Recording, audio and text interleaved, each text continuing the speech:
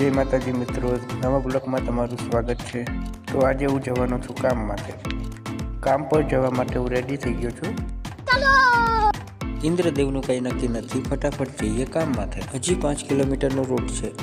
તો ફાઇનલી અમે પહોંચી ગયા છીએ સાઈડમાંથી। હવે કામ ચાલુ કરીએ। અમારા કારીગરનું કામ તો જો ભૂકા કાઢે છે, ફટાફટ કામ કરે છે। એ તો કામ કરતા રહે, હવે આપણે કામ ચાલુ કરીએ। તો આજે મારે પ્લમ્બિંગ કામ ચાલુ કરવાનું છે। મશીન લઈને હું જાઉં છું ઉપર। અડધું કામ પ્લમ્બિંગનું પૂરું થાય છે અને હવે ખાવાનો ટાઈમ થઈ ગયો। અમારા કારીગરનું કામ ઘટે નહીં, કારણ કે એને એક દિવાલ પૂરી કરીને બાજુની અડધી દિવાલ પૂરી કરી નાખી।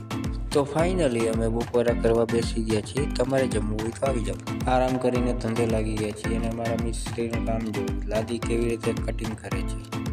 કારીગર બહુ ઝડપી છે। આ દિવાલે પૂરી કરી છે અને બાજુની દિવાલ આવડી આવી પૂરી કરીને આ દિવાલમાં પહોંચી ગયા છે।